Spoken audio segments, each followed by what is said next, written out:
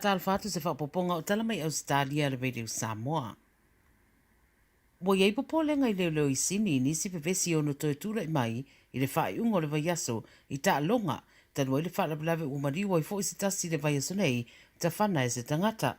No ta ua I poti mai leo te tonu le lua tausanga o tuna ai to asfuru lua tangata o fasi o tia I pepesi le vao kengi le criminal underworld. O le wha lawe le vai aso nei au fiere au so o Omar ma Tarek Sahid mai le kengi le Commanjero. Masino a pewila na whanai nei fo I seisia di eswafa I a Mahmoud Brownie Ahmad I Queen Aika e ui lafa mai leo leo ua wha popo lato ngā yoinga ua whaia tanu mai le wha lawe le vasa nei mo le pui puinga a le popo lenga ina nei wha te tele le wha unga le vai aso. Wha mai leo leo nei vesinga ua wha te leina ma ua mariri waitanga ta mai le ainga le au Alameddine a pe foi mana ainga o Hamsi lo ua ta ua le so ua yeita alonga la kapina fua mo le wha unga le vai aso ua wha lea ngaina ona upopo lenga mo le saunga le mo.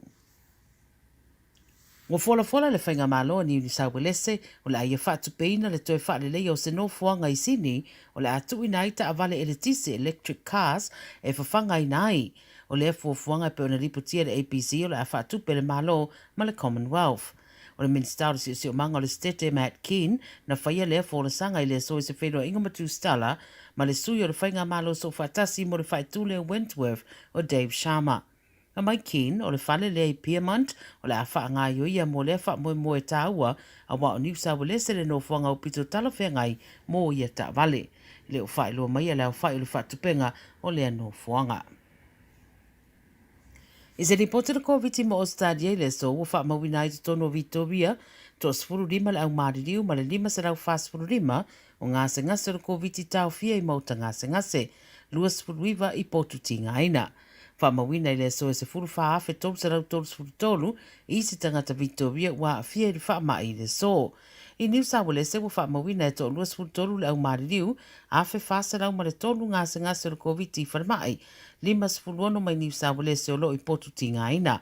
Pai roi le so e se furu lua afe ono se rau ngase ngase le COVID I le temine I le stete. E to tasi se tina e ono su tasi tau sanga wa wha maonia le mariu le COVID ma o le urua I tangata lea mai Tasmania wa mau le so I fua I le wha mai ai e afe ma le lima se furu walu I si tangata ua afia. I Queensland I to tolu le au maririu fitu afe lua se lau fitu sfutasi I si tangata ua afia ma le fasa lau tolu su fitu o e o lo tau fia le wharmai e a afia I le COVID se fulu iwa. O le ACT e afe se lau tolu su lua tangata ua afia le COVID ma le fitu sfulu fao lo tau fia I mauta ngase ngase. O whato ese na minista wa onga mai le tu isau te Ausetalia I le tamao se tene titi na wha o lima iai se isi fo I tene titi le a onga I le a onga Irie Peninsula High. Whai maili po tina takiki wa engolo na tino tura o wha pele ulu I se oso wha inga na pu e ina hata I lungo se telefoni wha avea ai ma wha alu I lungo le social media.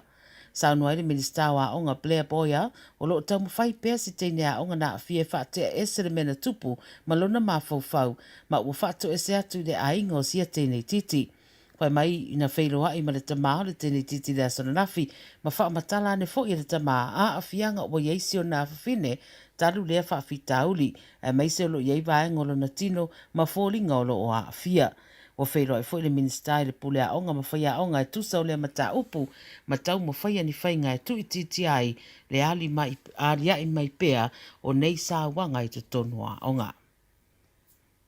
Ma le tala muli whai maila li whai a onga o Malmaninka le kangaroos o le aia le fina wina tamata aloanga waa le NRL po le laka piliki ia wha marusia le tuwina o le latu tautonga le ta alonga mo Ausetalia a o lumana iei le ipo le langi I le ta alonga liki.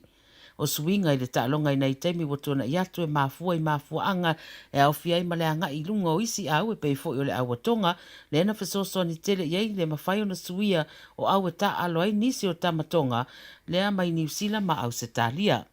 Ta ua le ripote le 7 News I le so le anga iane o ali ta'alo e pe o Junior Paulo, Jerome Luai, Brian To'o, Tino wha sua male aui mai Samoa, a toi maisi tamata alo mai fiti, Papua New Guinea matonga, wa maasa nyeile sila le to tele I ta'alonga le liki vai asu taitasi, a e whea ngai lato ia ma whaai unga e whaia I o lato wanga wha malo, e ma whai una ta'alo ai mo lato o tunu. A e peita e whamai la maninka, o le a ia le wha malo sia le tūlanga le pe ona sa masani ai mo tamata alo ma le o le awala le e whaatino ai le talonga o iulai wa fuafua e whaelo ai e le whaia onga lana au mo le kangaroos e le tausanga le nei lua whelua spun le lua.